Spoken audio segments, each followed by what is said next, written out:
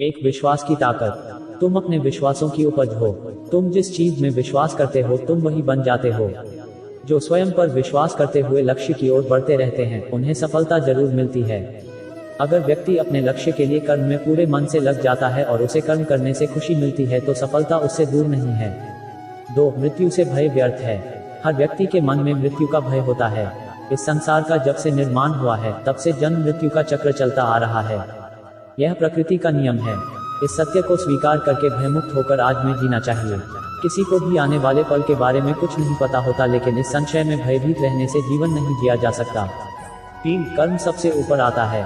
श्री कृष्ण अर्जुन से कहते हैं कि व्यक्ति कर्म करने के लिए ही पैदा हुआ है और बिना कर्म किए कोई रह नहीं सकता। फल की चिंता करना व्यर्थ है क्योंकि इससे मनुष्य का मन काम से भटकने लगता है। किसी कर्म से सफलता नहीं मिलती तो क्या हुआ, असफलता भी ज्ञान के द्वार खोलती है।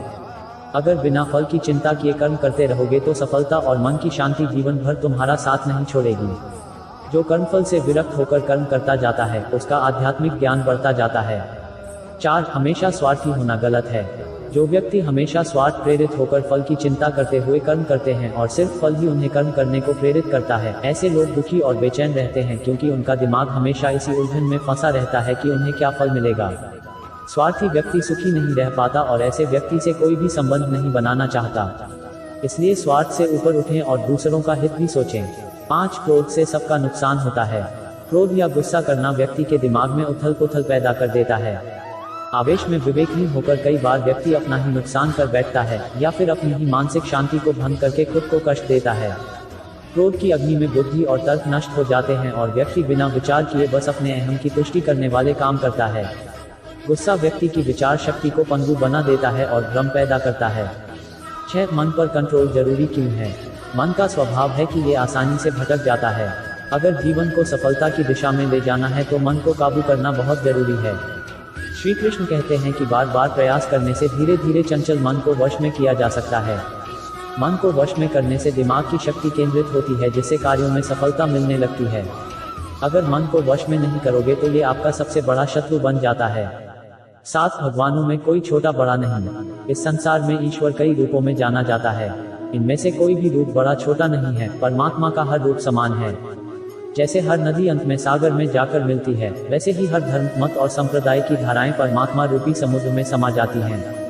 यह संसार परमपिता का ही स्वरूप है, वो हर कण में विद्यमान है। 8. कर्तव्य पालन जरूरी है। भगवान श्री कृष्ण उपदेश देते हैं कि हर व्यक्ति को अपने कर्तव्य का पालन करना चाहिए।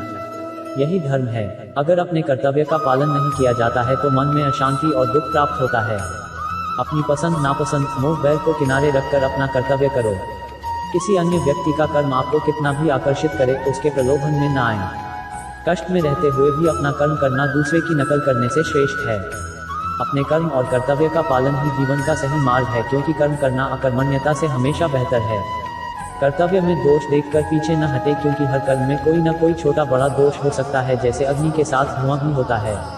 सदैव कर्म करो। कर्म करने से पहले विचार करो, लेकिन बहुत ज्यादा विश्लेषण मत करो। अधिक विश्लेषण संशय और अकर्मण्यता पैदा करता है। 9. ध्यान करने से परमात्मा को अनुभव किया जा सकता है। श्री कृष्ण कहते हैं कि शारीरिक कर्म से ज्ञान का मार्ग उच्च है और ज्ञान मार्ग से भी ऊपर ध्यान मार्ग है। ध्यान मार्ग पर बढ़ने से ईश्वर को अनुभव किया जा सकता है। जो व्यक्ति मन और इंद्रियों को शांत करके पूर्ण विश्वास से अपना ध्यान भगवान में लगाता है उसे ईश्वर का ज्ञान और अस्तित्व अवश्य अनुभव होता है।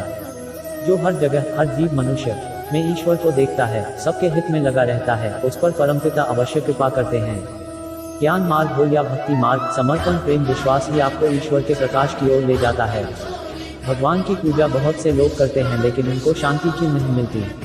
क्योंकि भगवान आपके मन में निवास करता है, उसे पता है कि आपका भाव क्या है। 10. अधिक शक करने वाला कभी खुश नहीं रह सकता। श्री कृष्ण गीता में कहते हैं कि संशय, शक करने वाले का विनाश हो जाता है, इसलिए संदेह करने से बचें। अधिक संदेह करने से मन की शांति भंग हो जाती और व्यक्ति भ्रमित होकर अपने संबंधों को नष्ट कर डालता है।